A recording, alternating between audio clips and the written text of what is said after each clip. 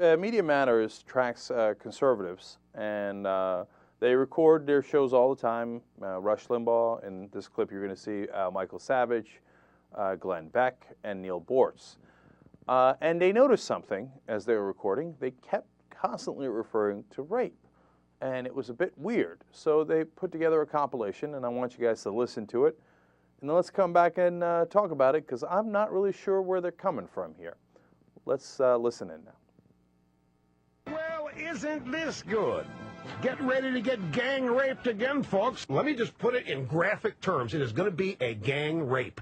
There is going to be a gang rape by a Democratic Party. Mental rape that's going on. The children's minds are being raped by the homosexual mafia. That's my position. They're raping our children's minds. You know, pretty much raping the pocketbooks of the rich to give to the poor. It's nothing other than a government-sanctioned rape. We need somebody on the Supreme Court who can understand how people in the private sector are getting raped by this administration. Obama said, you get up there and you rape them. They're going to rape us, they're going to bend us over, and nail us, and there's not a damn thing we can do about it. He thinks these people should have something for nothing because they have been raped. The union people and the disadvantaged, the downtrodden, the poor have effectively been raped by American capitalism. People in New York, you're being raped by your government. Raped.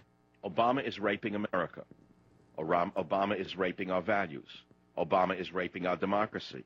He's like a lot of other dictators. He's got the private sector, and he thinks it's always going to be there to be raped. The way you get all this stuff done if you're Obama is you simply insult the intelligence of the average American, call whatever you're going to. You can legalize rape and call it the consumer something, and it would pass. The scourge of illegal immigrants who are running rampant across America, killing our police for sport, raping, murdering like a scythe across America. Likewise, you could legalize rape and call it the Civil Rights Act of 2009. It would probably pass. The Statue of Liberty is crying. She's been raped and disheveled.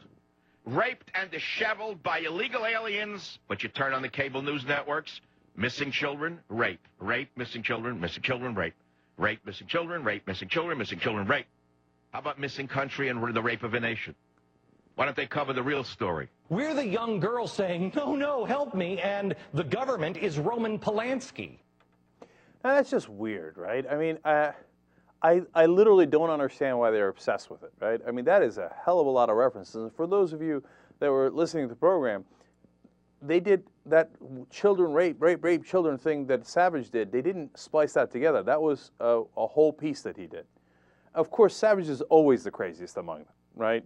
And then they took the Statue of Liberty, and then they bent her over, and then they grabbed her, and then it was a couple of guys, and one was on this side, and the other one was on that side, and they seemed to be enjoying it. You know, Neil Bortz, and then they bent us over, and then they got us ready.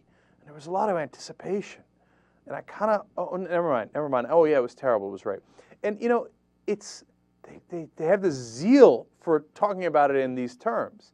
And Limbaugh said, Obama says rape them.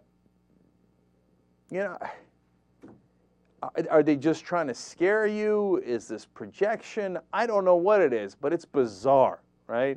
And, you know, what's, of course, incredibly ironic about it is we just had an amendment, the Franken Amendment, about rape, where Jamie Lee Jones was an employee for KBR. She went over to Iraq to serve over there, at least within that company as a private contractor. In Iraq for the United States, and she was gang raped by fellow KBR employees. So Al Franken passed an amendment that made all the sense in the world, saying, hey, we should protect women that get raped so that they don't get pushed into arbitration afterwards, where the companies win 99% of the time. They should at least have access to United States civilian courts. And 30 Republicans voted against that. And of course, the conservative commentators were against that.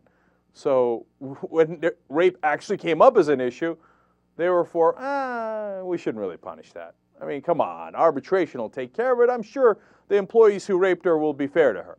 Now, it wasn't just rape in that amendment. There was also sexual harassment and other sexual assault, okay?